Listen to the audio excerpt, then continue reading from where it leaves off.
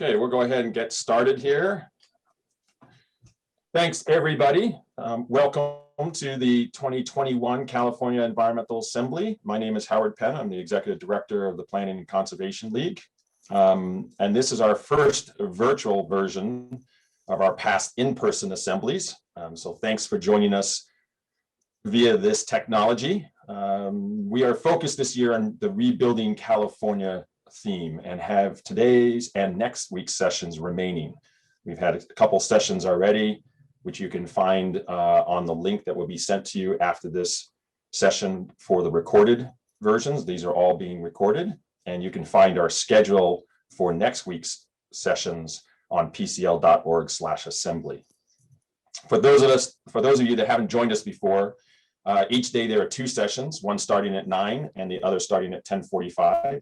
You'll be able to join them using the same Zoom link and are welcome to attend as many sessions as you would like. There will be a 15-minute break between each session, and you can leave the Zoom session running or log back in, whatever your preference may be. So a little housekeeping before we get started. There will be a Q&A period at the end of each session.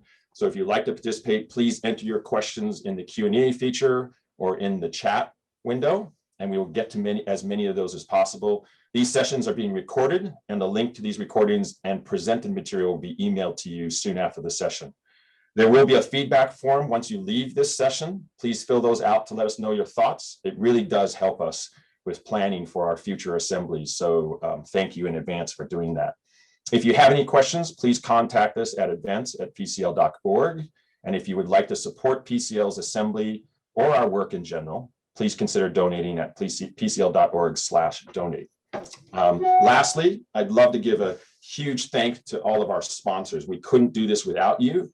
And a special thanks to our gold and silver sponsors, Chatton Brown, Carstens and Minter, Sage Sweetwood, Vistra, California American Water, Shoot Mahaly and Weinberg, and LADWP. Thank you, thank you, thank you.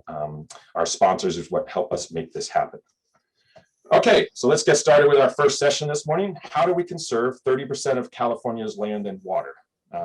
So not much introduction is needed for our opening speaker here. And for those of us that have been in the water world for a while, we all knew him as the CEO of the Water Foundation, as well as the West Coast Regional Director for the Environmental Defense Fund.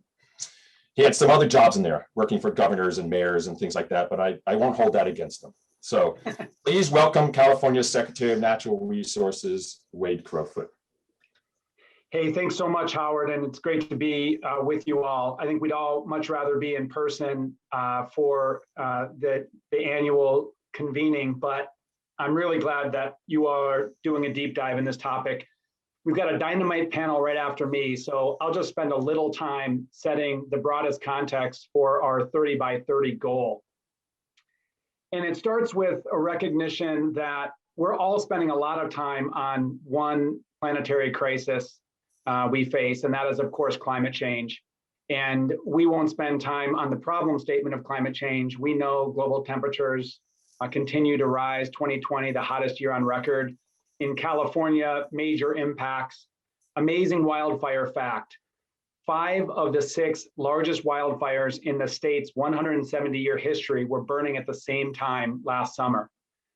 So we're obviously all focused on combating climate change, reducing carbon pollution, building climate resilience, but far less is known about another planetary crisis, and that is the loss of biodiversity in our world. That is the loss of the natural richness of life. Over 1 million species face extinction across the planet due to human activity. 2/5 of plants species face extinction, which is the double the portion that scientists estimated just a few years ago. Populations of key species have declined by over 70% since 1970, which is a mere flicker of time in natural history. Consider this fact, the Earth is 4.6 billion years old. And if we scaled back that time to 1 year, humans have been around for about an hour. And the Industrial Revolution has taken place in the last minute. In the last second, we have destroyed half of the world's tropical forests. We obviously can't have another second like that, or we're in danger of losing 80% of the terrestrial biodiversity on our planet. And obviously, with cascading impacts to human population. So our loss of biodiversity, across the world is, I would argue, as pressing a crisis as climate change. The good news is that there is a burgeoning international movement to actually protect that biodiversity. Through the United Nations, there is a conference of parties, much like the climate change conference of parties, think, Copenhagen, the Paris Accord, et cetera. There's an equivalent process on biodiversity and a high ambition coalition of countries that are committed to protecting 30% of our planet by 2030. That's a third of the Earth's surface, water and land, by 2030. That movement has been catalyzed by a lot of activism on the grassroots level, as well as luminaries like E.O. Wilson and his Half Earth movement, focused on protecting half of our planet. So the question is, okay, how does that impact us in California? And I would argue we need to play the same leadership role on biodiversity loss that California has played in the fight against climate change. What's remarkable about California is we can play a real important role as a model for the rest of the world because of our rich biodiversity. For a bunch of reasons of natural history, California is one of 36 biodiversity hotspots on the planet that scientists have identified because of this natural variety, this natural richness, as well as the stressors threatening that natural richness. We have over 5,500 species of plants and animals in California. Plants and animals in California, 40% of which are endemic or only exist in California. And I would argue that we have really good laws in place in the Endangered Species Act, both the federal and state law, to protect species on the brink of extinction. But that's a little bit like having a healthcare policy that only provides medicine or care in the emergency room. If that were a healthcare policy, it would be expensive and actually ineffective towards keeping people healthy. So we have to do a lot more upstream in California University, thus demonstrating to the world that the fifth largest economy can continue to prosper while protecting its natural environment and this biodiversity.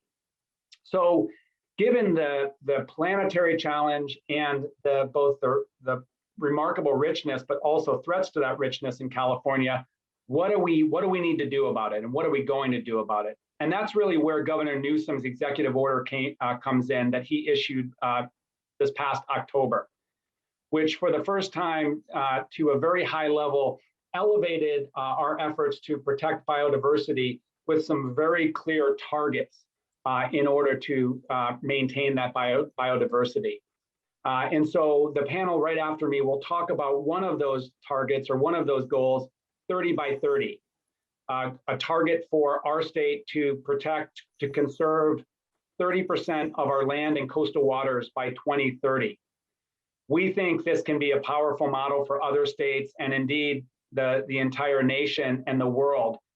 And we're really excited that, just a few months after Governor Newsom set this goal, and I should mention that this goal was initiated as a legislative proposal a year before.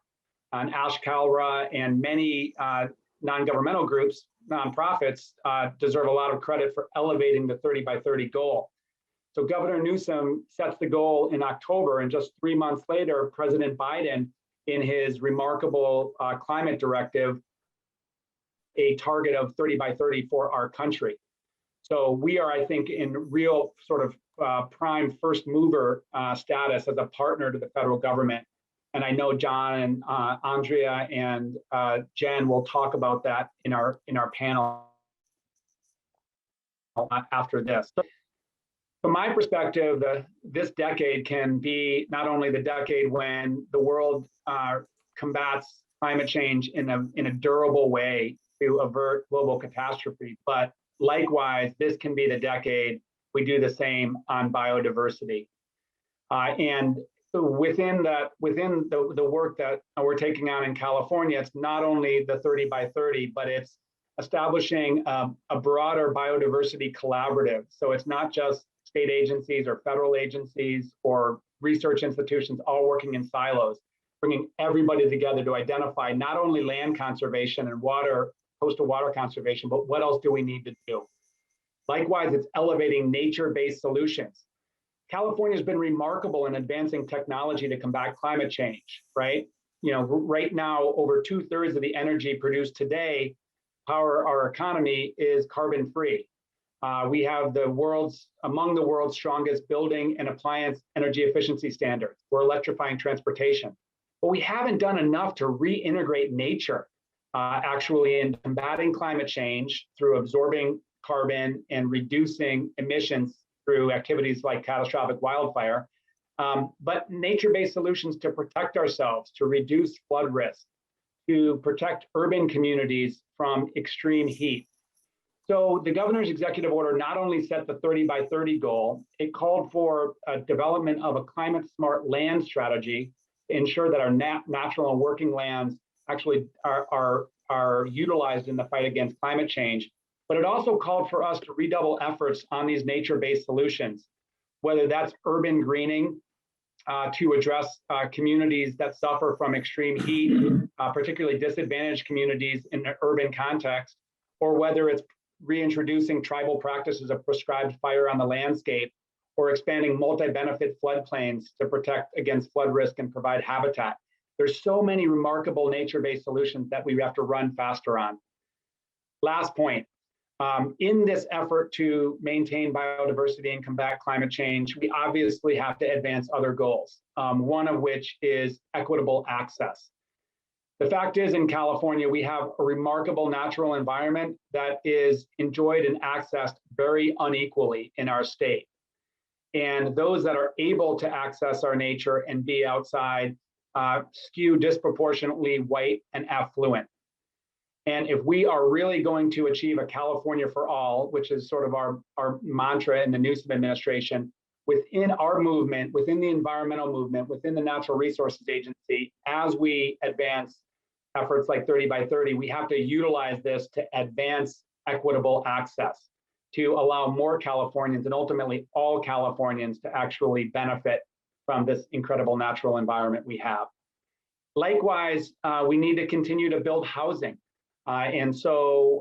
Which is also an economic equity issue in terms of maintaining affordability in the state. So as we advance 30 by 30, it will be in recognition of the need for 30 by 30, not only to achieve or maintain biodiversity and climate change action, but to foster more equitable access and address other needs like housing creation.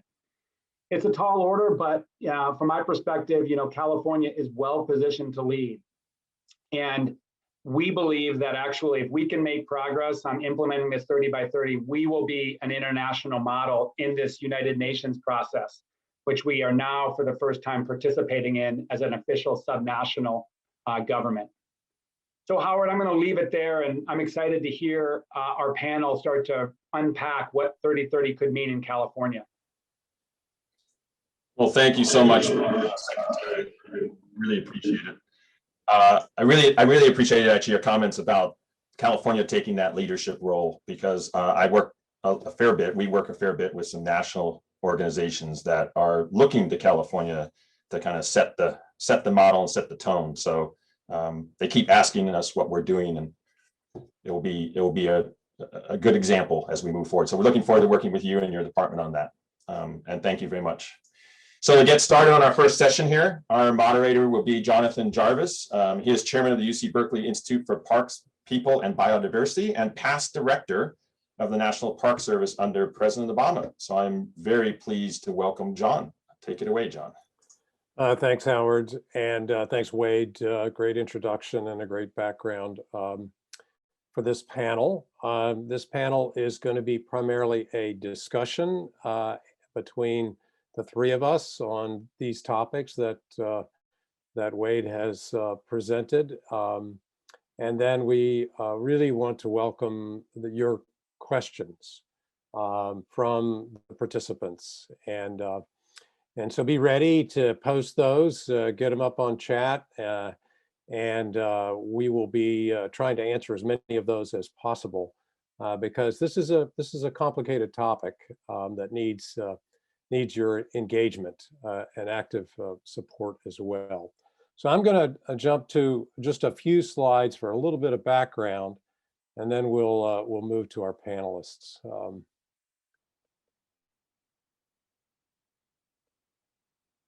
So Wade mentioned this, but I want to just sort of hone the point that the International Union for Conservation of Nature, the IUCN, is a world body with over 1,400 members worldwide, full of government, non-government organizations, scientists, and others. And it was established in 1948, so they've been around a long time. And they include a number of US organizations like the National Park Service, Fish and Wildlife Service, State of California, others that are members to the IUCN. And the IUCN has placed biodiversity at its top priority. And just to spend a little bit of time, biodiversity is the entire life form on the planet. And we see that as incredibly important to protect. Because it has direct effect on us as part of that. We are life forms on this planet that we share with many, many other life forms, and we are codependent. So in 1992, at the Earth Summit in Rio de Janeiro,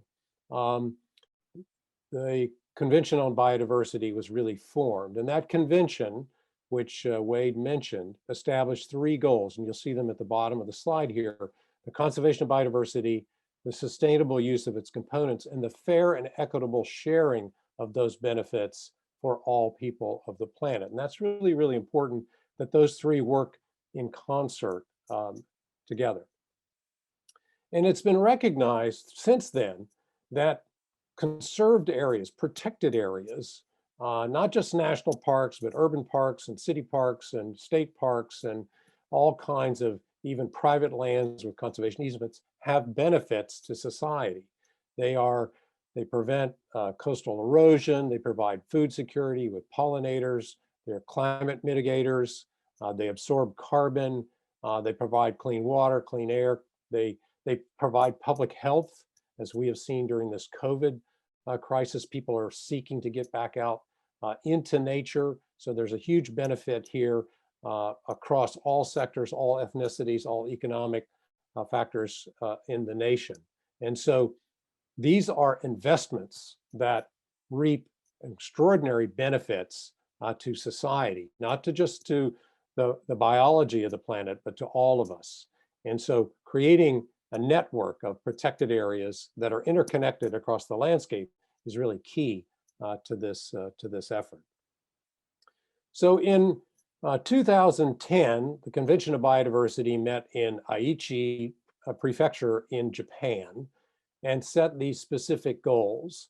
And so Target 11 of the Aichi 2020 goals were that each nation, and there are 196 nations that are participants in this, that they would set aside or protect 17% of their terrestrial environment and water into some form of conservation, and that they would be interconnected across the landscape and provide all of these benefits. So this goal was set for 20, that there would be 17% would be protected. At this point, only 38 countries have achieved that out of the 196. In the United States, with colleagues of mine, when I was the director of the National Park Service, we led an analysis of North America, not just the United States, but with Canada, US, and Mexico, the continent scale analysis of how close we were to the Aichi 2020 goals. And we are currently right about 12% for the continent. And that's also about true for the United States terrestrially. We did not do an analysis on how much of the marine or water environment is protected. That is yet to be done. But at least for the nation, we are at about 12%. And it's interestingly, Canada and Mexico have also committed to the 30 by 30 goal as well. And so we've got a long ways to go. You're going to go from 12% to 30% in a relatively short window. So incredibly important to figure out, how are we going to do that? So we anticipate that this coming year with the new Convention of Biodiversity, which will be held sometime probably virtually this year, they are going to, the participating parties of the 196 countries will commit again to achieving 30% protection for their land and waters by 2030. So as Wade points out, incredibly important that California demonstrate some leadership in this process, because very few countries have actually figured this out, how this is going to be done, and in a way that achieves all these sort of multiple benefits that we've talked about. So I'm going to quit my screen share. So we've got two extraordinary individuals here to participate in this panel. They are Jennifer Norris, who serves as the Deputy Secretary for Biodiversity at the California Department of Natural Resources, and Andrea Leon-Grossman, who is the Deputy Director of Azul of Los Angeles. She is an environmental justice advocate with a long history of fighting for equal rights and equal access. So I'm going to ask each one of them to speak very briefly, and then I'm going to jump to some specific questions. So Andrea, would you take it from here and talk a little bit about your work, a little bit what you're up to, and then I'll pass it to Jen. Yeah, good morning, everyone. Buenos dias. My name is Andrea Leon-Grossman. I'm actually the Climate Action Director with Azul. And we work with especially the Latinx community in California now, actually in the country, to ensure we don't keep industrializing our coasts. We work on matters that have to do with pollution, especially plastic pollution, offshore drilling, and again, access to the ocean, because right now, as you have mentioned, we just don't have that equity when it comes to accessing our coasts and our oceans. And we see that deficit, and we know that the Latinx community cares more about issues that have to do with the environment, more so than any other ethnicity. So we know that we're underrepresented in this space, and we are here to be that voice to ensure that we get the access and the equity that we need. Thank you, Andrea. Jen, talk a little bit. Good morning. Thanks, John. Hi, Andrea. Yeah, I'm Jennifer Norris, Deputy Secretary for Biodiversity and Habitat at the California Natural Resources Agency. And my main responsibility is working on, this year, is going to be working on the 30 by 30 effort that the Secretary mentioned. We were very excited about the executive order that the governor signed. We're now equally excited about the national agenda to do the same. So we're going to be working on 30 by 30. And I want to emphasize as we get into our conversation that we're approaching 30 by 30.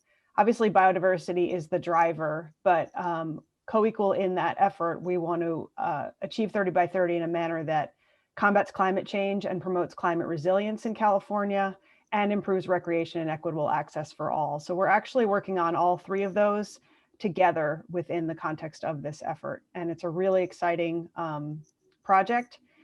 I will just say one more thing, and that's that the Secretary referenced the California Biodiversity Collaborative, which really for us is a new way of framing the state's biodiversity initiative. It's recognizing at the top that we do this only if we do it in partnership with others. It needs to be a collaborative effort, and we want to engage and empower really everyone to work with us on our biodiversity initiative and on 30 by 30. So we're reframing the way we approach conservation in California and really putting partnership up front and at the top. And that's another part of my work that I find really rewarding. And the conversations like these are part of that. So let's get to it. Great. Thank you. Thank you both. Jennifer, do you have a sense of how much of California is already protected in some form or the other? That is actually the $100 million question, John. I think it's easy to say something's protected, but then when you start to dig in, it gets a lot harder. The international definition that I've seen is a biodiversity benefit must be realized for it to count as conservation. And how you determine that is subject to a lot of difference of opinion. So what we're doing in California is we're starting with, through this inclusive process, to sort of dig into that and establish a baseline. I can tell you that some preliminary analyses, and maybe this is consistent with what your work was relying on, USGS has a protected areas database where they look at sort of the most strict definition of conservation and the second most strict, those that really have a clear biodiversity benefit and they're protected maybe in perpetuity. And that estimated California at around 22% protected. But I think that's probably a very narrow definition, recognizing that biodiversity benefits can occur on lands beyond, sort of wilderness areas, and lands that people recreate on, for example, could also count. So we're going to be working on our definition over the next year in this collaborative process. That's good. Yeah, there are categories of protected areas that are utilized by IUCN that include working landscapes. And I think at least one approach would be to apply those categories across the multiple landscapes we have here in California. And that would at least allow California to demonstrate to the world community its commitment. So Yeah. Andrea, how about you in terms of how the Latinx community in particular can participate in this process to ensure that their voices are being heard, that lands that are important for their access to nature near home, particularly in communities of color, how can they be actively involved in this process from your perspective? Well, they all need to speak up. And I know that right now, especially with the pandemic, is getting really hard. And with the digital divide, it's getting even harder to participate with different government agencies. It was already hard, especially for those who are called essential workers, and especially for those who also have been laid off, because now you have to spend your time finding work. So we are working at the grassroots level, trying to ensure that all those voices are heard. And there's a saying that if you're not sitting at the table, you're on the menu. And I think we have been on the menu for far too long. So we are trying our best to get our community involved and basically having a seat at the table to ensure voices are heard, not only with the Latinx community, but especially with Indigenous voices, to make sure that efforts like 30 by 30 are successful at every level, especially when it comes to equity. Jen, I know that public participation in this process is going to be a priority for you and for Wade. Talk a little bit about the opportunities for the public to understand this process and get engaged. Sure. And I just want to speak to what Andrea is saying. I think that's something that we're taking very seriously, is how best to engage a much broader community in this conversation, not just talk to the same people that have talked to each other before. And to that end, I will say that we're hiring within the Resources Agency a new assistant secretary for environmental justice and diversity. So I'm hoping that's in the works right now. And I think that's going to be a really valuable addition to our team to bring that lens through all of our work. But through the 30 by 30 effort, we are planning to hold a variety of regional workshops. So doing a deeper dive into what the sort of opportunities and challenges are in particular regions of the state with regard to achieving 30 by 30, as well as discussing sort of topics that cross-cut the state.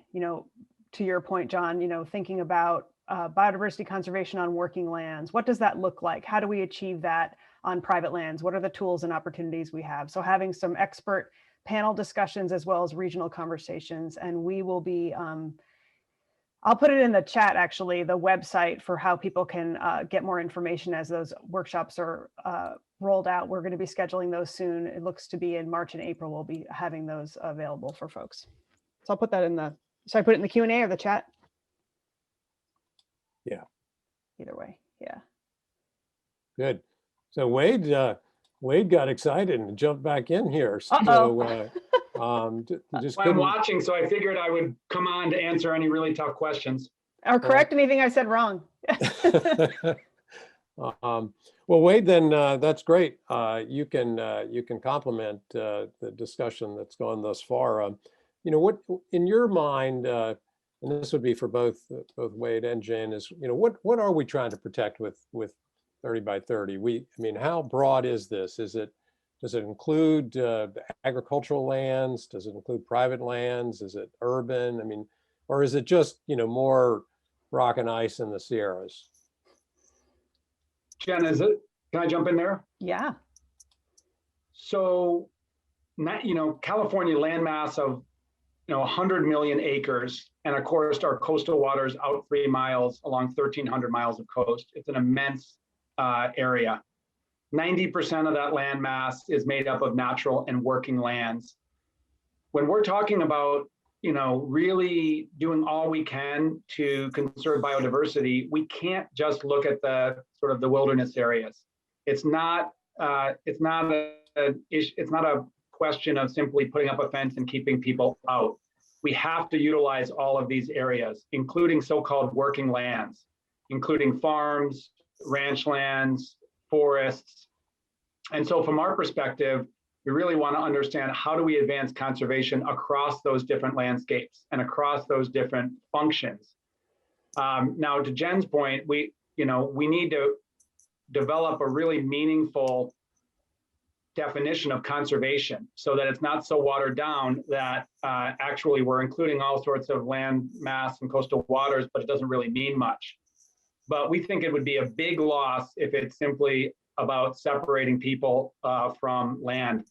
Interestingly, John, a lot of our tribal partners that we've learned from, make the very good point that, people have been stewarding California's natural environment since time immemorial. And people are central, actually, to environmental stewardship. The question is, how does that happen?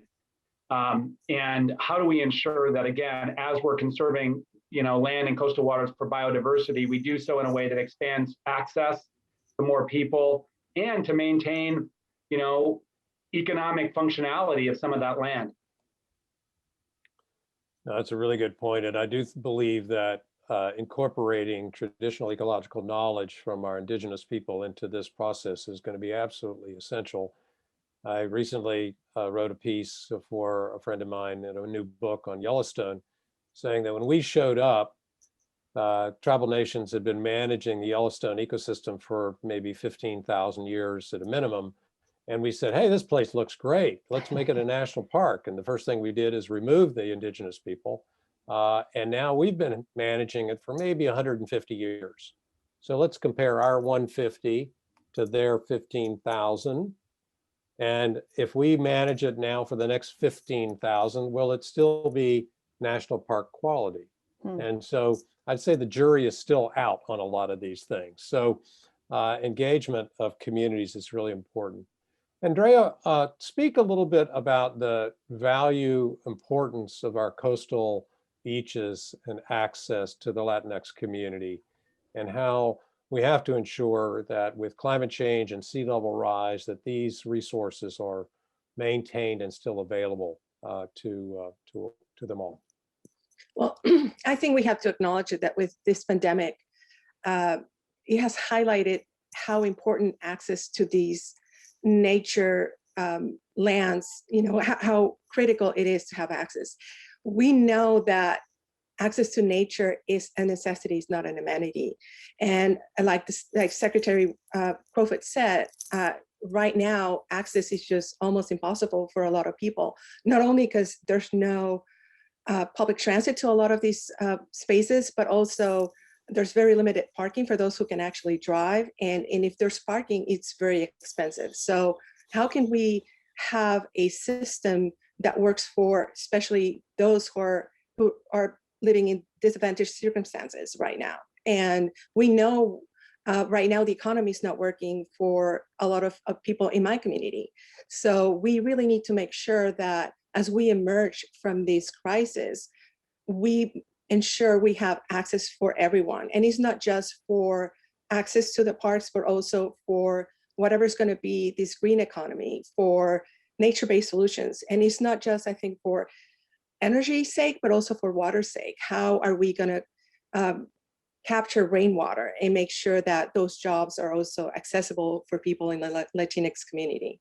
So I think there's a lot of solutions that we can tap into for many solutions, again, for people all across the spectrum, not just for access, but for jobs that can achieve this 30 by 30 goal. Great. Jen, Wade, Andrea, do you guys have any questions of each other that you would like to pose, since I'm asking all the questions here? Because I still have plenty more. Maybe Wade or any one of you talk about these other value sets that we hope to achieve through the 30 by 30 goal, things like large landscape connectivity, climate adaptation or carbon sequestration, public health, and we've talked about access, but any one of those, jump in on how we can figure out how to achieve those goals at the same time. I just want to jump in and add that as part of the governor's executive order, the secretary alluded to this earlier, this is a broader effort to incorporate nature-based solutions into everything we do, and think about it specifically with regard to climate.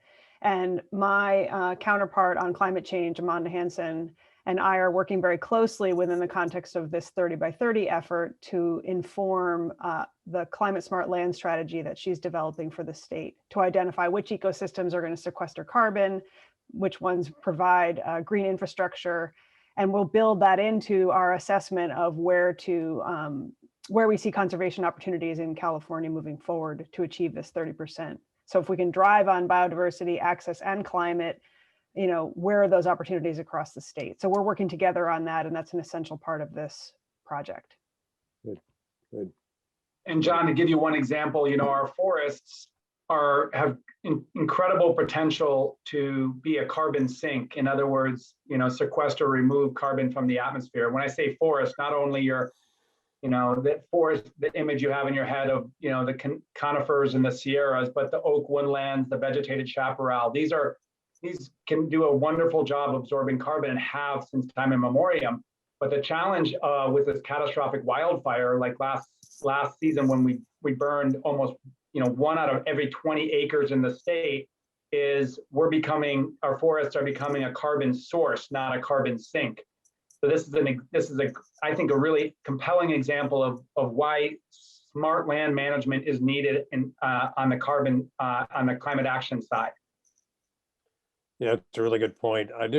We ran an analysis when I was working at Berkeley on carbon sequestration in redwood forests. And, at one point, California had about 1.2 million acres of coastal redwoods. We're at about 300,000 acres right now in terms of coastal redwoods, and just increasing by 50% that we could sequester the entire carbon budget of the state of California for a year. So redwoods are extraordinary at sequestering carbon because of they grow fast, big, and live a long time. And so there is a value there, an opportunity. But then you could also want to try to meet some of the other objectives that we've talked about here as well. Talk a little bit, and this relates, I think, to Andrea's comment around our coastal environments, but how do we do 30% of our water? Our coasts, our rivers, our riparian areas. That's a little tougher than in many ways, particularly I think in the marine environment, to ensure that we are protecting the right areas, and how do we protect them? Because I've learned in my experience that particularly in the ocean, it depends on what you're doing as to who regulates you rather than where you are. I'm happy to take a first crack at that. So as it relates to our coastal waters, as I said, our coastal waters extend from the tide line to 3 miles off the coast. John, are you able to hear me? Yeah, I hear you. Bandwidth issues. I'm just going to turn my video off to see if this helps. Are you able to hear me now? Yeah, I can hear you fine.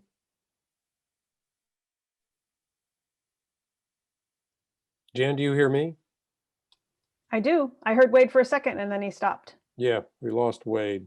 Uh-oh. James. That means you're going to have to answer the question. I don't have the talking points as well as my counterpart Mark Gold does, or for Wade. But I think to your point, the coastal waters question, it's a very different thing. And I'm obviously a terrestrial expert, so I tend to revert to my comfort zone. Right now we have this network of marine protected areas. We're getting ready to do our 10-year review of sort of how those are functioning. So that's in place and going to inform how we move forward in the coastal zone. That said, I think there's lots of opportunities to do different types of management that we're going to be exploring to achieve our 30%. I think the current estimate for the coastal zone is about 18%. But I want to speak to your point about the other waters, because I think, waters are part of the ecosystems that they inhabit, right? They're part of the landscape. And so we're not breaking 30% of water and 30% of forests and 30% of every sort of ecological system type, but rather trying to look at functional landscapes and protect those across California. So I don't know if we got Wade back. Wade, are you there? There you are. Yeah, sorry. I'm sharing bandwidth with other family members. We understand.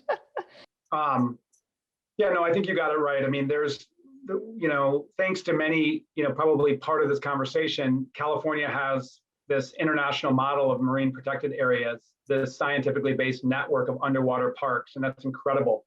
That covers about 16% of our coastal waters.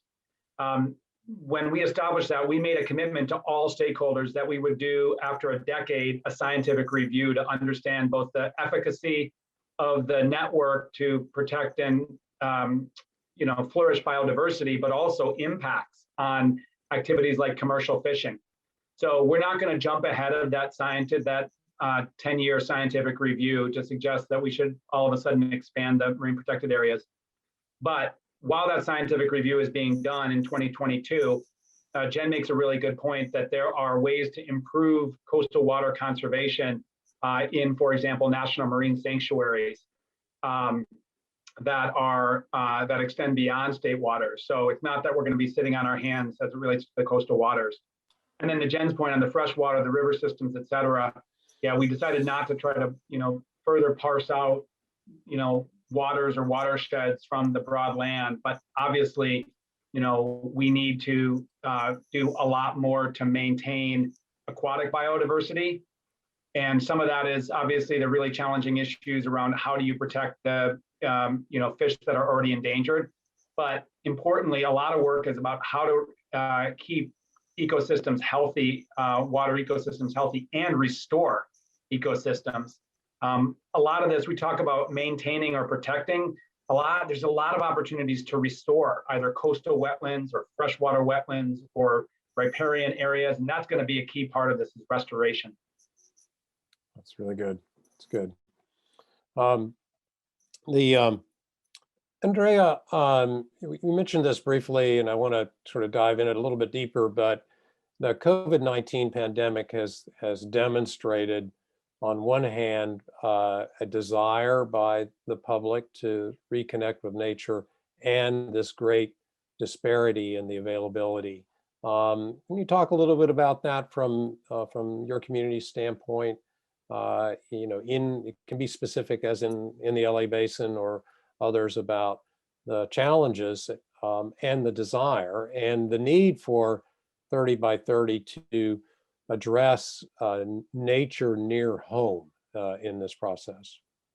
Yeah, I mean, one of the things that first came out when we had the first lockdown was that only locals can access the beach, because people who had the money to live by the coast could just walk to the beach. Parking lots were closed, and again, we don't have the public transportation system that could allow people to go there. So we know that people just have to stay at home, and we know also that a lot of people just in the Latinx community live in very crowded spaces, so they don't even have a place to go and go in a hike. Hiking places were also closed. And then we also know that many people in my community have to work 2 jobs or even 3 jobs to make ends meet. So we really need to look at all the circumstances that are happening right now with just how disproportionate this pandemic is affecting everyone, how essential workers are more like sacrifice workers because they are the ones who are risking their lives day in and day out to keep our food in the table, to make sure that we can get the healthcare that we need. And they're the ones who at least have access to, again, our coasts and our parks. So again, it's just a social justice issue and environmental justice issue that we need to look really hard and see how can we make this better when we emerge from this crisis. And we can all be part of that solution. And then when we talk also about waterways, if you look at the few waterways that are close by our communities are the ones that are most polluted because of the industry. So how can we make it so that those waterways are part of these 30 by 30 proposals? So I think that's part of the equity solution that we're looking at. That's great. Wade or Jen, what do you think are the impediments to achieving the 30 by 30 goal? I'm drawing for some of the questions from our listening audience, and one of them is, what do you think are the biggest impediments to accomplishing this? Because as I mentioned, only 30 out of 196 countries have achieved the 2020 goals. So what will get us there by 2030? Well, I'm interested in Jen talking a little bit about the science behind this, because I think one impediment is we don't have aggregated, synthesized, scientific information, mapped out around, where is the biodiversity? We do know where the biodiversity is most rich, but like, what are the most imperiled or most important habitats? How does that relate to where we can sequester carbon the most? How does that relate to sort of where access is greatest or where access is limited? So we're working to develop a geospatial system that's going to be open to the public, that is really layering on all of these values to help with the decision-making around where are those lands and waters we prioritize conservation. Jen, can you talk about that a little bit? Sure. We're partnering with Esri, the Geospatial Information System company. They're helping us build this statewide wall-to-wall coasts and lands, geospatial information system that's going to do exactly what the secretary said, put in our biodiversity information, our climate change projections, and our opportunities for where we can sequester carbon, look at where we have parks, where we have access, to Andrea's point, where do we have transportation and opportunity for people to get outside, and identify those sort of hotspots of opportunity, places that we really need to put more of our energy or less. So that, to me, I think is a really valuable tool. It gets us a shared understanding of where we start and where we think we want to go, and allows us to track our success through time. So I think having a common understanding is a really valuable first step. And if you lack that, you spend a lot of time maybe disagreeing about where you are. So I think that's a really valuable thing. I would say one of the big challenges that I think is out there is the fact that climate change is changing the landscape underneath our feet as we speak, right? So we're losing habitats like the forests. Species are changing the timing of when they show up in different places. The habitats that worked for them in the past aren't really as valuable as they used to be. So I feel like, the protected areas we have may not be serving the biodiversity benefits they once did, or they won't maybe in 10 years. So how do we integrate that information? How do we build the plane and fly it and figure out where it's headed all at once? Because we're out of time. The 2030 deadline is not arbitrary. It's because we really need to get on the stick and get this done. So I think that's the challenge, is just the vast amount of information we have to integrate and process and implement all at once. But that's why we're bringing as many voices to the table as we can, because there's just a lot of good insight from all corners. Even just today, I'm learning new things that are going to help us be more successful. So that would beg the question, that is restoration of damaged habitats a key component to this? I mean, I know there have been some extraordinary work on the Delta, San Francisco Bay, the LA River. These must be also integrated in some way into the goal. Absolutely. And I would just say that's another piece of my job responsibilities is, working to accelerate restoration projects, figure out ways to be more efficient and effective at getting those done at scale. In particular, you mentioned the Central Valley. We have a bunch of really big restoration projects underway to help reinvigorate that system. I think that's really exciting. But again, that takes a lot of cross agency and partner work to be effective. So we're doing that. And I would add a couple points on that. One is we're working to make it easier to actually get this restoration done. We call it cutting the green tape. It's kind of ironic, but in some cases, a full third of a restoration project's budget is spent on planning and permitting. And so we need to figure out, how these projects can have adequate review to make sure that they're actually quality projects and not having impacts, but actually get done more quickly. The inertia of the status quo on restoration is powerful, and climate change and biodiversity loss demand us to do this more quickly. The other piece, John, is, not all conservation is created equal in that, we can't just simply be so focused on a numeric goal that we're out trying to find, the cheapest land to conserve. We need to balance these different priorities. So for example, coastal wetlands in California are really important for resilience to sea level rise and inundation. It's really expensive land. So they're more expensive projects than, for example, going up into the Northern Sierra and finding land to conserve. Likewise, adding pocket parks or green space in urban areas is going to be more expensive than the super rurally isolated conservation. But we're going to need to balance that. And so I just want to make sure, Jen and I have had a lot of conversations around, we can't just divert, the attention on these different ecosystems, these different priorities, because we're focused on achieving a numeric goal. Yes, we're going to develop a pathway to achieve the numeric goal, but to meet these different needs. A couple of the folks in the audience are asking questions about these lands, not just in terms of their general access, if they are established for their biodiversity conservation, but for active recreation, things like mountain biking and others. What's your thoughts on, is that compatible with achieving the biodiversity goals at the same time?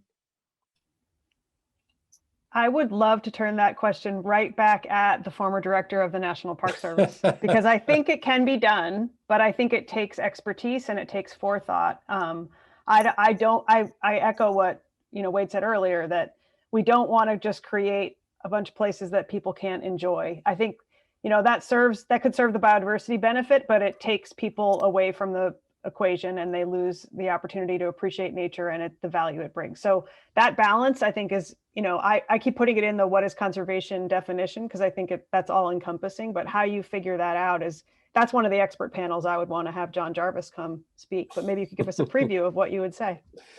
Yeah, I kind of know that topic fairly well.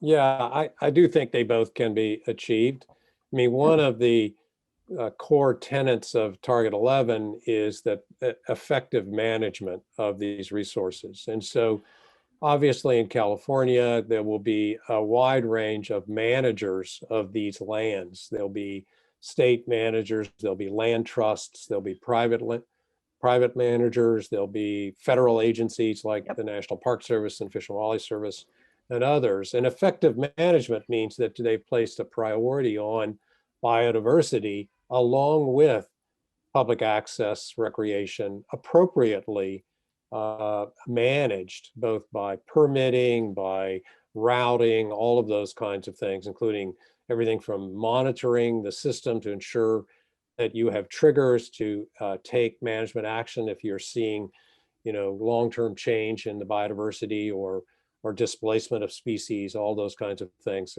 That's all factors in effective management. And there are some pretty good guidelines out there about that.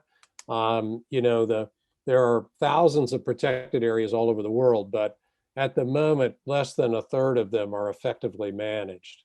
And so really establishing sort of guidelines, basic guidelines for effective management, I think is going to be key to a successful 30 by 30. And that it would apply to to the federal lands as well here, because they are not necessarily at this moment being effectively managed, particularly for biodiversity conservation. And I just want to add my naive, maybe I have a dream speech, is that the more people understand the value of the biodiversity and nature, the more they'll be, thoughtful about their recreation. I feel like that goes hand in hand. Having a better understanding of the value it brings, maybe brings better behavior. Yeah, that's right. I mean, an educated public is going to be your best consumer. This is for sure. And in this process, Our best partner. Yeah. Yep. Absolutely. Let me ask you this. And this is the question I'm sure it's on people's minds out there is like, okay, you make these maps. My house is on it. Are you coming to take my house away and my farm? No. No, I mean, the answer is no, but that raises a fair point, which is this has built a lot of anxiety over, with folks who are either building housing or focused on economic development around, boy, is this going to come and restrict these activities? There was a question in the chat about urban sprawl, for example. And these are real issues. I mean, are we concerned about unchecked, unplanned urban sprawl? The answer is yes. But we think there are ways to actually plan for good conservation so that you can maintain those areas that need to be conserved and provide, areas close to transportation, in existing communities, adjacent to existing communities for more housing development. But it's tricky, and it's a planning issue. Likewise, there was another question around, does this give an opportunity to elevate regenerative agriculture? So agriculture that has significant conservation benefits? Absolutely. We want 30 by 30 to be a way that can actually incentivize, elevate, expand, champion regenerative agriculture.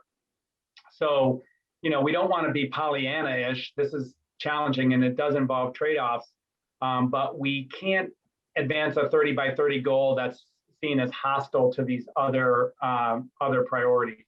We think actually the path forward is a plan, an ambitious plan that actually enables those other priorities, but is very clear about retaining the land, the waters that are most necessary for, again, our biodiversity and other environmental goals. Yeah, what about funding to accomplish this goal? There is now full funding of the Land and Water Conservation Fund, which is the federal source revenue from the Outer Continental Shelf oil leasing that comes into the federal government and is distributed on a pro rata basis to the states. California will, because of its population size, will get a fair chunk of that, and plus there's state funding to move this. And you talk a little bit about that, the commitment from an appropriator standpoint to move this forward. I think Wade's frozen again. This is definitely a question for him, but I think we've lost him. I can speak to LWCF if you want. Why don't you do that? That'd be great. Yeah. So the Land Water Conservation Fund, established in the 1960s, is the way that the federal government sells a public resource, in this case, oil and gas on the Outer Continental Shelf, as well as a few other items. And then that revenue comes into the federal treasury and is reappropriated to the states and to the land management agencies for land acquisition and for recreational improvements to parks and public areas, public spaces. And so with the commitment of the Biden administration to the 30 by 30 goal, I am anticipating a robust policy around the application of the federal side, which is 60% of $900 million annually, and the 40% that goes to the states around achieving this 30 by 30 goal. So you'll have a fair amount of money to start with from the federal side, and I think engaging the federal partners in this process to ensure they're using it effectively to conserve the high priority areas that meet these multiple objectives. But just maybe talk a little bit about on the state side of funding, and Wade, now that you're back, maybe you can jump in on the funding side. Yeah, I mean, first of all, I need to get smarter on the Land and Water Conservation Fund, and we need to make sure, John, with you and others on the phone, that California is actually fully utilizing that, both on the federal part and the state share. I think it's worth noting that, over half of California's landmass is owned and managed by the federal government. So, some of the improved conservation can happen through strengthening conservation measures and policies on existing lands. So it's not just through acquisition. Likewise, we should figure out how we can significantly expand conservation easements on private lands, which are not, reliant on state funding. That being said, I think there's a pretty active conversation about a climate resilience bond among policymakers over the last couple of years to make important investments to build our climate resilience. And if that advances, I'm hopeful that that would include funding for more acquisitions. There was a question from someone that said, "Hey, well, who's going to actually in state government actually assume or acquire the land?" There had been a policy at state parks, for example, for some time of not acquiring any land. Well, it's a new day with Governor Newsom and with this 30 by 30. So I think you'll see a more ambitious, proactive approach from state agencies where possible to acquire land for conservation purposes. That's good. I would like to add to that there might be already some financial vehicles that we can use for 30 by 30. Under the California Debt Limit Allocation Committee, there's the California Pollution Control Financing Authority, and they have funds to basically decontaminate land to build affordable housing. And when we get that, we actually get 80 cents on the dollar from the federal government to build affordable housing. So there are vehicles that we can use to achieve the 30 by 30 goal. If we get, if we look for them, I think they're there. That doesn't mean that we can look for more, but I think we can absolutely use that. It's a really good Andrea, point. I want to jump in on that point. Are there concerns within the Latinx community as we develop more sort of green spaces, parklands across like the LA Basin, that there will be displacement, gentrification, and economics that drive out the existing population from these communities, and how do you think that could be more adequately addressed in this process? Absolutely. We actually call it green treeification, because absolutely everyone wants to live in a place where the air is clean and the water is drinkable. So we must basically include the stakeholders there in the local communities and make sure that, again, they're sitting on the table, they're not on the menu. And again, local control is key, especially in disadvantaged communities. We need to basically any program that we have deploy at that local level and deploy in those disadvantaged communities first. Many programs that we've had in terms of clean energy, most of the rebates have gone first to affluent communities, and we need to kind of stop that with electric vehicles and with solar rebates. We saw that happen, and we need to reevaluate that. We know that right now, for instance, with electric buses, those programs have been working because now they're being deployed with those disadvantaged communities first, because they deserve the clean air that they have been desperately looking for. So when we think about 30 by 30 and building housing that is going to be electrified and is going to be powered by solar and is going to be efficient, we again, bringing the community to the table is going to be key. And again, I think building the type of housing that is going to be in function of what they want, I think is, and what they need, and what the community desires, I think it's going to be absolutely a must if we don't want to displace anyone. That's great. That's great. Jen, I interrupted you. Did you have something you're going to add? Oh, I'm glad you did. It was great to hear what Andrea had to say. And I will say, I just yesterday had a really valuable meeting with LA Parks and Recreation District talking about their efforts to improve, green spaces within communities. And that involves a lot of restoring of, brownfield sites. But, so bringing that funding together is really important. I was just going to add that within the California Natural Resources Agency, there is a lot of existing funding, and we're working internally to ensure we're using that most strategically to support the 30 by 30 goal. So with the governor's executive order, we're definitely tapping existing funds to support this effort. But in terms of new funding, that's to come. No, that's great. Jen, maybe you could talk a little bit. I know you're working on a plan, a blueprint, and this first year, and you look out across the next 10 years, are there sort of benchmarks that you're looking for to be able to report back to the public on how we're doing on accomplishing the getting there towards the 30 by 30 goal?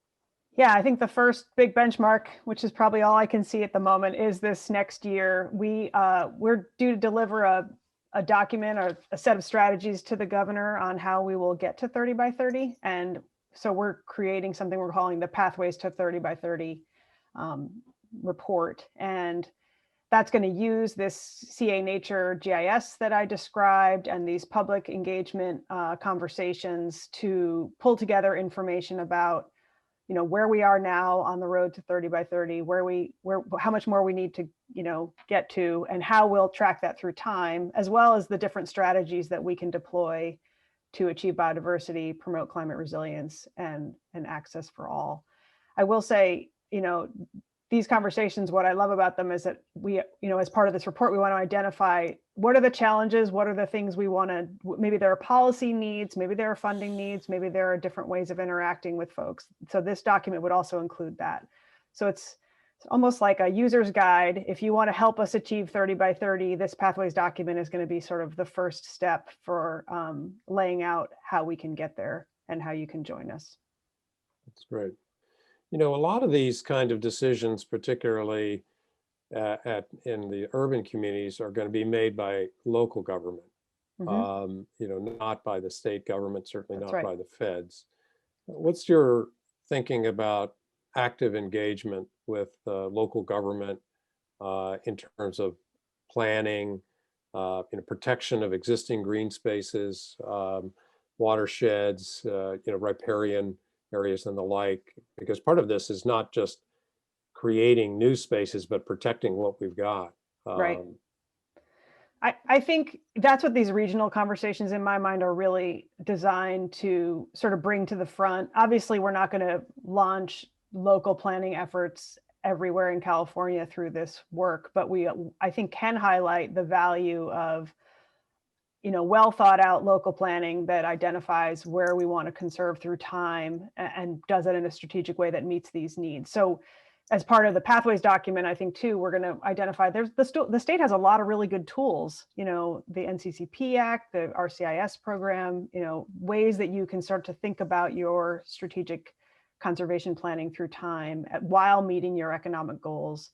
So we'll be having conversations with folks about, how we can be supportive and helping them move through those.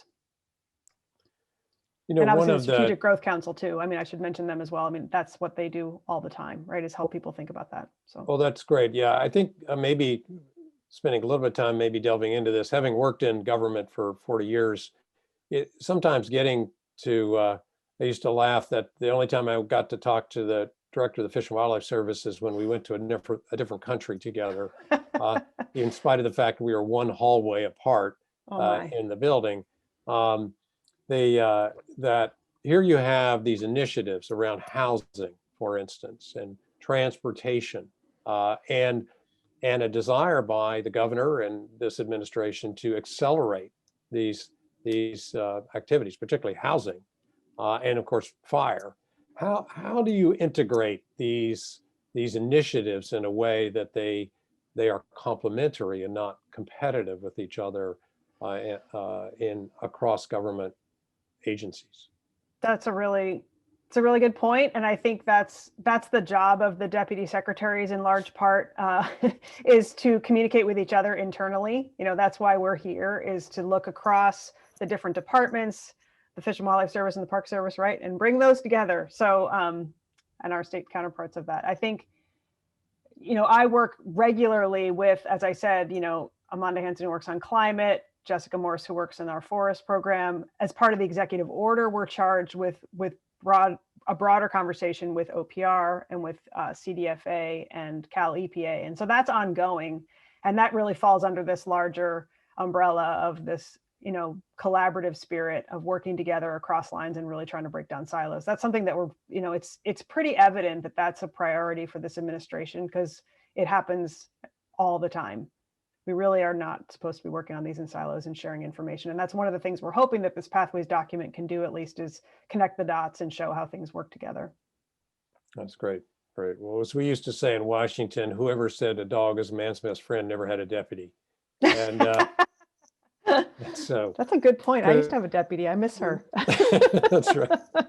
Yeah. One of the comments in the Q&A over here is talking about rural ranching communities, rural ranchers, farmers, small landholders that are, working the land. How can they be both engaged and participants and have opportunities to continue their work on working lands and be a part of the 30 by 30 goal?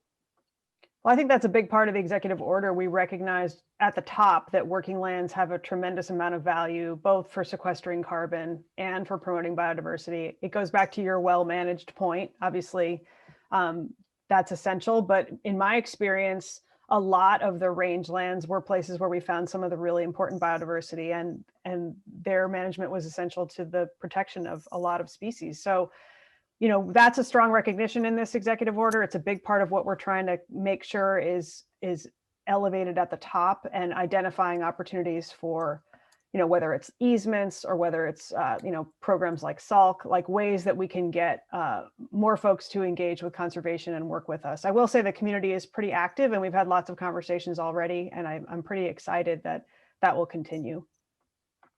That's great. That's really great. Are there good examples, and maybe this is both for Andrea and Jen, out there where somebody, local government, community is sort of doing it right now, that we can point fingers to and say, here's an example of an integration of green spaces, protection of biodiversity, and communities and access? Andrea, you want to go first? Again, like you said, right now we're still trying to hit that 20 by 20, and it's still work in progress. But again, it's just a matter of how we're going to achieve the goal and how we're going to listen to the stakeholders. I think another important thing, and this was in the chat, is about how we're going to quantify the life cycle and cost of all the projects that we're proposing, and who are going to be the beneficiaries. I would add that to that. Again, I think there's a lot of people ask me, like, so are you a tree hugger? And that's not what we are. We're here for public health, because I think climate change and protecting biodiversity in the end is about public health and protecting the most vulnerable, because those are the ones who take the biggest hit when we have climate events. So how are we gonna make a solution that works, especially for the ones who are, paying the highest price with climate change and with not taking care of basically the one thing that we have, which is this planet. So I think it's really important that we see that, what we need is, water and power, and how they're interconnected, and what Jen was saying, like working with all the secretaries and see how we can come up with a comprehensive solution, and make sure that, again, it's all about public health and protecting the most vulnerable. It's good. In the comments box, there are some examples of successes out there in terms of restoration projects, like Bruner Marsh, Bay Point, number of places where there has been an investment in the community and restoration, access, all of those. And I think highlighting successes and pointing to them as a group will help others sort of jump on board as well. Yeah. I agree. I was going to add, I was really impressed with the approach that LA Parks and I hate to pick out on anybody because I meet so many amazing people, but LA Parks and Rec really is taking a very comprehensive approach to trying to address their needs for green space. execution is everything, but I think their approach is really impressive. I've also recently talked to the Santa Clara Valley Open Space Authority. They're doing some really impressive work on biodiversity conservation, climate resilience, working lands. It's a nice mix of efforts, wildlife connectivity. But there's lots of groups out there. I mean, I could go on and on. There, the Bay Area, there's an incredible amount of work going on. So yeah, we have a lot of good examples and lots of people to learn from, which is why I'm continue to say we want to all talk together and share best practices and not repeat mistakes and learn from each other. Yeah, I think that's key, not repeating mistakes and just see what has been tried and just didn't work. Exactly. Seawalls, that type of thing that we just know that's not going to help with sea level rise. So right. Exactly. So again, we just have to see what kind of restoration works and defining restoration and just ensuring again indigenous communities and the most vulnerable are consulted on again restoration and just climate resiliency. And what again, the people who have been on the menu for too long are sitting at the table. Yeah, I think that, Andrea, you certainly know this, but often these communities are near brownfields or industrial sites that actually provide an opportunity for restoration, sort of a conversion of a red field to green field. Presents an extraordinary opportunity to meet multiple benefits at the same time.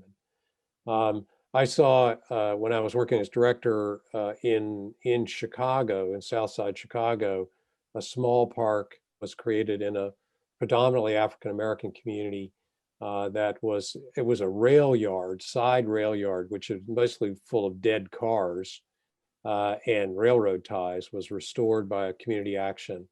And they built a small wetland.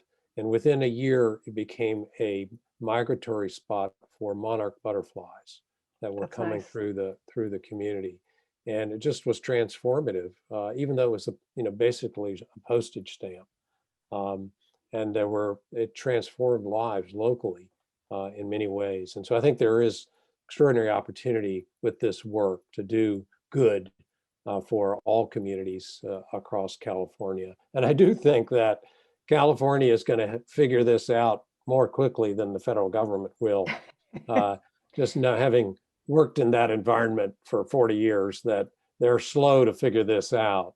And there are a lot of built-in impediments. But if California can be innovative and creative in both its active public engagement, its use of technology, involvement of a broad coalition, as you were doing, Jen, with the Biodiversity Coalition and the Biodiversity Network, really getting our academic community actively involved in helping us understand some of these scientific questions, putting pressure on the land managers, whether it's the federal or the state parks or Cal Fish and Game or the natural reserve system, all of those to really make biodiversity a priority and demonstrate that sort of actual effective management on the ground.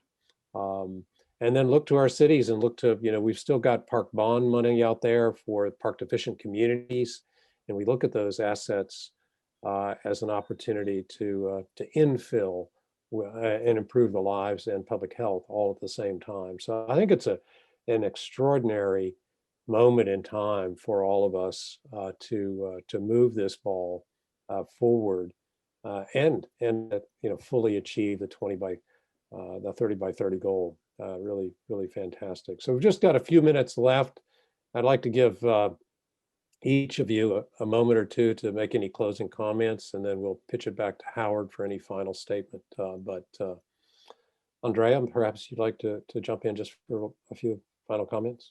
Sure. I think this executive order just opens the door to have the solution that we all need, that we help be craving, to embrace nature-based solutions that protect biodiversity, that give low-income communities of color the opportunity to not only to engage, but to be part of the solution, to be part of a green and a blue economy, to have good green and blue jobs, to have access to our nature, not only the coast, but parks, And again, to emerge from this crisis in a way that we have never seen before, I think this is that point that we have all been waiting for, and I think it's an opportunity that we really need to take and ensure that we build this equity and this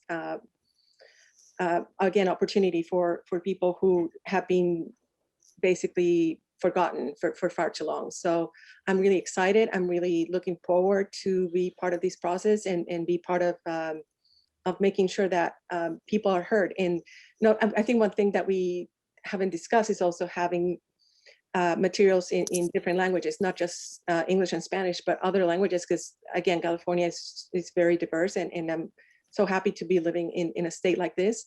So again, I'm very excited to be part of this movement. And again, I look forward to working with you all. Thank you. Thank you, Andrea. Great comments. Jennifer. Well, she just said it so well. Don't you hate following people like that? I do. You said something great. She said something great. I just want to say ditto. But I guess I would just add that I've been working in conservation a long time. I'm also a federal refugee like you, John. And I think what I've learned is that conservation problems are human problems at the end of the day. They're about building relationships. They're about people working together on common purpose. So I'm really grateful to have gotten a chance to meet you through the screens, Andrea, and hear what your concerns are and what's on your mind. And I look forward to working with you moving forward. And I think, and I just want to say, sincerely, that commitment's real on the part of this administration to really do this in a new way and in a transformative way. And I think, John, you're right that this is a really special moment in history. And I think we just need to seize it and, build back from the ashes of where we've been over the last year and really do something big for the future. So I'm excited to be part of that. And I really appreciate you giving us a chance to talk about it today. Great. Well, thank you both. Fantastic input. We really got a lot of great questions, which will be captured to help guide this effort forward. So I'm going to toss it over to Howard for any wrap-up comments on your part as well. Well, thanks so much, John and Jennifer and Andrea. We really appreciate your time and your insights today. It's inspiring. I think you're right, Andrea. This is the right time. Right? Got this confluence of multiple rivers, multiple passions and thoughts and ideas and also threats, right? And it's all kind of coming together at a time which is necessary. So we're excited to work with you on this. I do want to toss out Andrea or Jennifer, if you have any information or contact. There's a couple chat comments in here, Andrea, that people want to connect with you about the work that you're doing down in LA. And Jennifer, I don't know if you have any website address or any contact info that you want to put in there in terms of how people can plug into this process. I do have to say that, looking at the list of participants I see here, I recognize quite a few of these names, and these are people that work in the field, in the land conservation and environmental and EJ field. So I know that a lot of these people are going to be participating in this process with you, Jennifer, and with Andrea as well. So where should I put them, in the chat or the Q&A? I think I started in the Q&A, but put it in the chat if you can. And we're capturing the chat and the questions, and that will be distributed post the sessions with the links to recordings, and those will be emailed out to all the participants. So for those of you that can't capture that or don't have that access to that right this second, if you're on a phone or a tablet and you don't see it, we will be forwarding that out. So anything you put there, Jennifer, we will promote out as well. All right, I'm going to do a couple things here while we're I want to ask why Jennifer's doing that. One of the things that we just recently started to work on at PCL, and we're working with a number of our allies and stakeholders, both statewide as well as federally, is about this whole infrastructure funding question, which this can be and should be a part of that conversation. One of the concerns that we have in the conservation world is that a lot of that infrastructure money goes to shovel-ready road projects, and we know that politically, as John and Jennifer, you both alluded to, on the federal level, that can get fairly convoluted. And so we're hoping that both from the federal level as well as from the state level, as we start to advocate for the different investments that infrastructure money can be done. We're hoping that more of that money, or some of that money, can be spent on some of these projects that we're looking at that do influence climate resiliency, adaptation, conservation. We also know economically that $1 spent on land conservation and boots on the ground for jobs is better per buck than dollars spent on highway interchanges in LA. Right, Andrea? You need more LA interchanges, right? Not to say they're bad. I'm not saying they're bad, just, prioritization of where that money is spent. So I just want to highlight the fact for all our participants that conversation, discussion, and debate is going to happen now with the Biden administration, and that trickle down conversation is going to happen at the state level too. So I hope that people will be willing to plug into that. Okay. If any other last comments or questions or anything that people want to add, we had a wonderful session. Really appreciate everybody's time. Thank you so very much. Again, thanks to all the participants for joining us today. We are going to hang out for 10 or 15 minutes until the next session. And just to let people know, the other panelists will start joining us and we'll be chit-chatting. Yes, we know it's public. We will keep it G-rated, and we can't go back into the practice session once we've started, so we know that it's public. I often get participants to say, do you guys know that you're actually broadcasting this? And I say, yes, we do. But just think of us as in a big conference room. We're all hanging out together and chit-chatting before the next session starts. That's what the next 15 minutes is going to be. So There you go. thank you very much, folks, and look forward to working with you on this. Thank you. I got to drop. So thanks, Andrea and Jen. Just have a great day. Have a great weekend. All of Let's you. stay in It was touch. wonderful. Thanks, everyone. Bye. Thanks. Bye-bye.